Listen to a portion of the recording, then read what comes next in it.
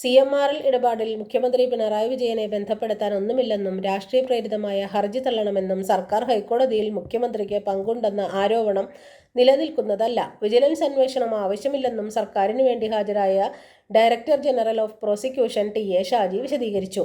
മുഖ്യമന്ത്രി പിണറായി വിജയനും മകൾക്കുമെതിരെ വിജിലൻസ് അന്വേഷണം ആവശ്യപ്പെട്ട് മാത്യു കുഴൽനാടൻ MLA നൽകിയ റിവിഷൻ ഹർജിയിലാണ് സർക്കാരിന്റെ വിശദീകരണം.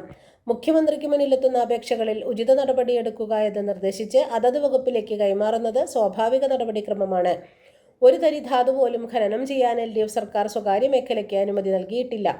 സ്വകാര്യ മേഖലയിൽ ഖനനം അനുവദിക്കില്ലെന്ന് 2007 LDF സർക്കാർ പ്രഖ്യാപിത നിലപാടെടുത്തതാണ്. CMRL കമ്പനിയുടെ ഖനനാനുമതി ആവശ്യം 2010 LDF സർക്കാർ തള്ളിയിരുന്നു. സ്വകാര്യ കമ്പനിക്ക് ഖനനാനുമതി നൽകിയിട്ടുള്ളത് UDF സർക്കാരുകളാണ്. AK ആന്റണിയും ഉമ്മൻചാണ്ടിയും ഭരിക്കുമ്പോഴാണ് CMRLന് കരിമണൽ ഖനന അനുമതി നൽകിയത്. CMRL കരിമണൽ ഖനനത്തിനു വേണ്ടി KSIDCയുമായി ചേർന്ന് Kerala rare earths and minerals limited company രൂപീകരിച്ചതും UDFന്റെ കാലത്താണ്. സ്വകാര്യ കമ്പനികൾ തമ്മിലുള്ള കരാർ ഇടപാടാണ് CMRLും എക്സാലോജിക്കും തമ്മിൽ. ഇല്ലാത്ത സേവനത്തിന് പണം നൽകിയെന്ന ആരോപണം കെട്ടിച്ചമച്ചതാണ്. ഇത്തരമൊരു പരാതി CMRLന് ഇല്ല. ആദായനികുതി സെറ്റിൽമെന്റ് ബോർഡിന്റെ കണ്ടെത്തലിൽ പിഴവുണ്ടോയെന്ന മറ്റൊരു അപ്പലേറ്റ് അതോറിറ്റി ഇതുവരെ പരിശോധിച്ചുമില്ല.